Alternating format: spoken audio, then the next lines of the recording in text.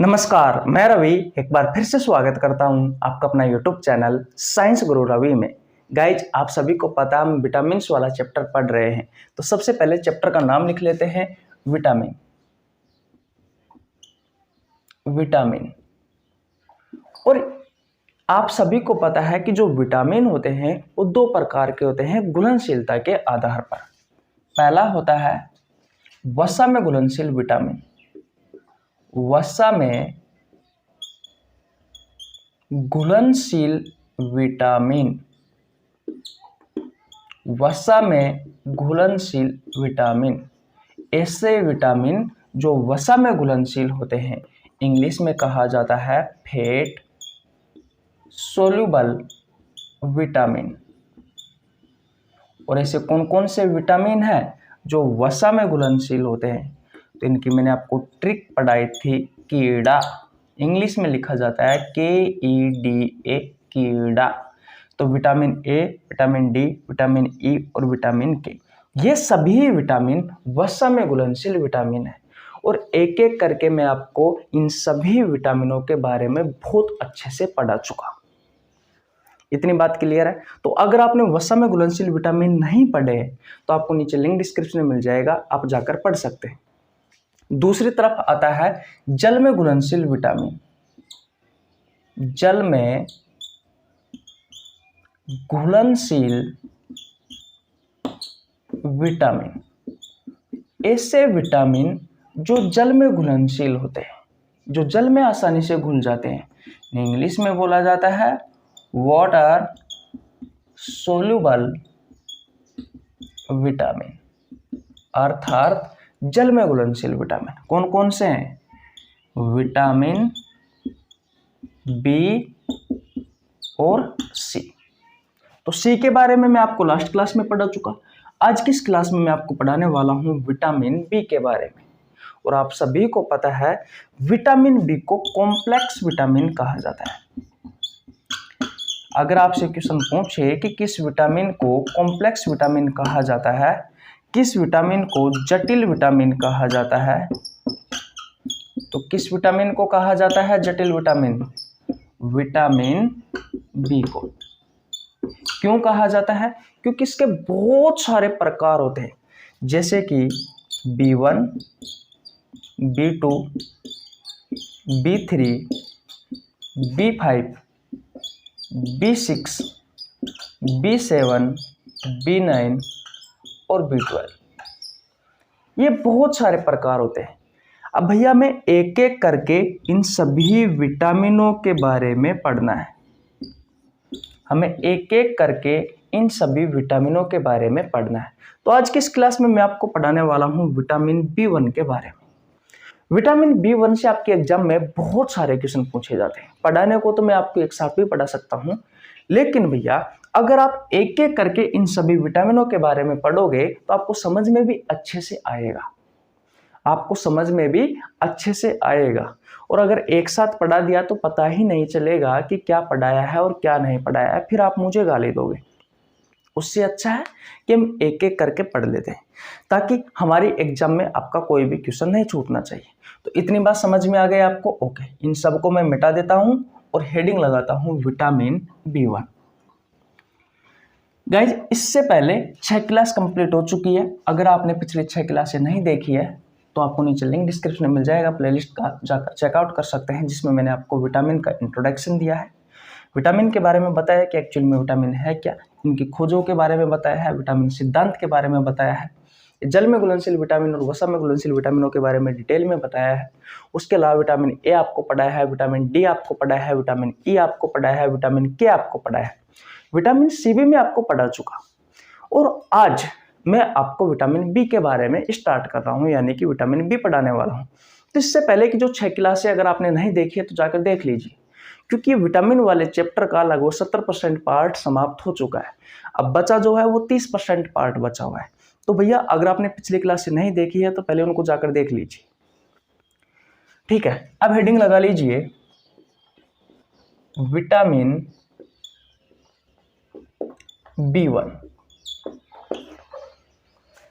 मैंने आपको पहले भी बताया है, कोई सा भी आप विटामिन पढ़ो 3 चीज़ें तो आपको हमेशा पढ़नी ही पढ़नी है, केमिकल नेम, सोर्स और डेफिशिएंसी डिसीज, यानी कि रासायनिक नाम, स्रोत और कमी से होने वाले रोग। तो विटामिन B1 का सबसे पहले केमिकल नाम लिखते हैं।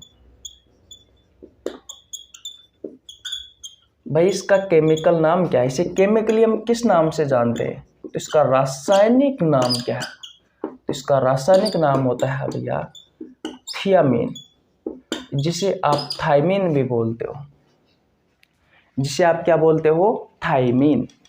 तो विटामिन B1 का रासायनिक नाम क्या होता है, थायमीन या फिर थियामीन। तो विटामिन B1 को हम केमिकली किस नाम से जानते हैं, थियामीन या फिर थायमीन के नाम से जानते हैं। तो याद कर लीजिए भैया, थायमीन आपको याद करना है तो याद कर लीजिए, इसकी स्पेलिंग देख लेना, ये होती है। तो विटामिन B1 का केमिकल नेम क्या है, थियामीन या फिर थायमीन। पहली बात क्लियर है। दूसरी बात, इसके सोर्स के बारे में बात करते हैं, इसके स्रोत के बारे में बात करते हैं।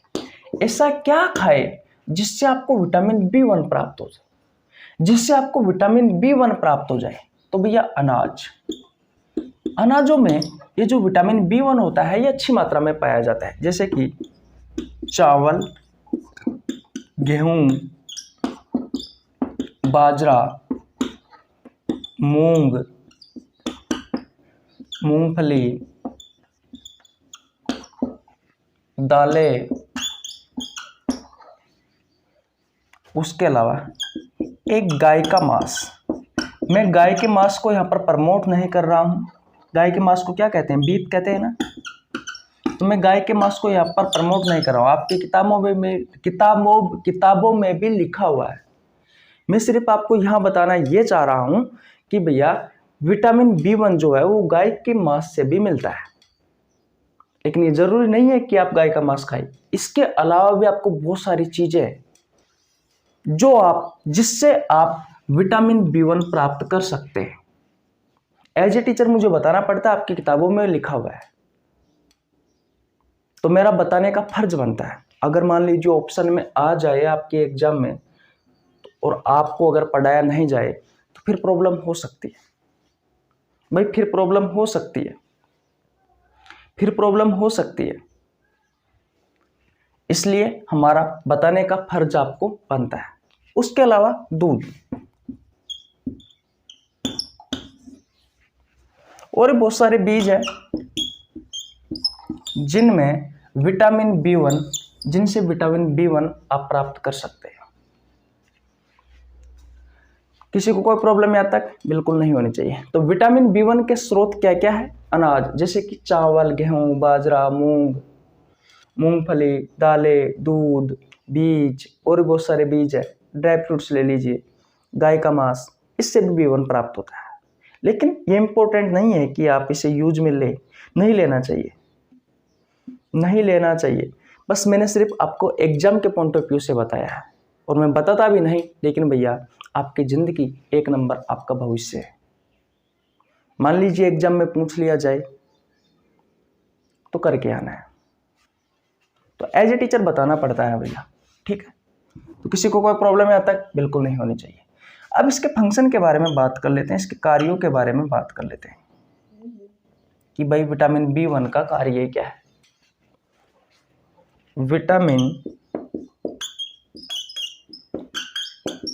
B1 का कार्य इंपॉर्टेंट है। इसका पहला कार्य है कि यह विटामिन शर्करा, प्रोटीन, वसा से ऊर्जा के उत्पादन में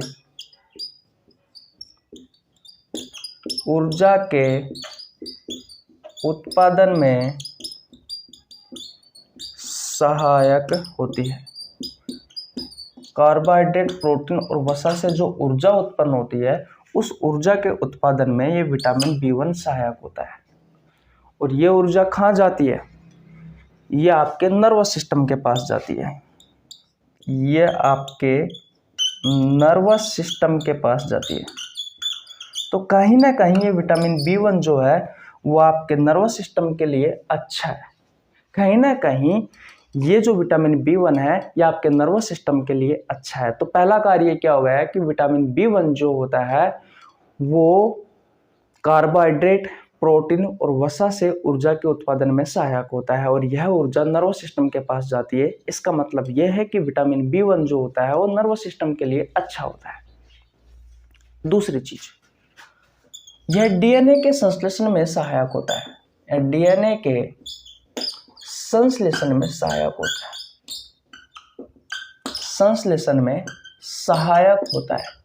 सिंथेसिस ऑफ डीएनए सहायक होता है। अगर आपसे क्वेश्चन पूछा जाए कि निम्न में से कौन सा विटामिन डीएनए के सिंथेसिस में या संश्लेषण में सहायक होता है, तो आपको क्या बताना है? विटामिन B1 बताना है। तो ये दो कार्य हैं, इंपॉर्टेंट है। ठीक है। अब विटामिन B1 की कमी से कौन सी बीमारी होती है? ज़्यादा आपको कुछ नहीं पढ़ना है, छोटे छोटे से पार्ट है भाई, छोटे छोटे से विटामिन है। बस 3-4 चीज़ें याद करनी है जो आपके एग्जाम में पूछा जाता है, वो मैं आपको 100 में से 100% बताऊंगा। मेरे ऊपर विश्वास रखिए, एक भी क्वेश्चन बाहर नहीं जाएगा। तो विटामिन B1 की कमी से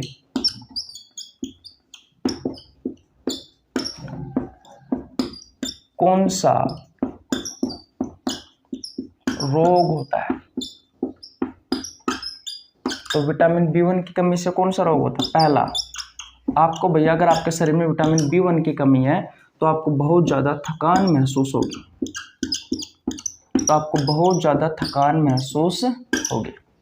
दूसरा, आपको बेरी नामक रोग होगा।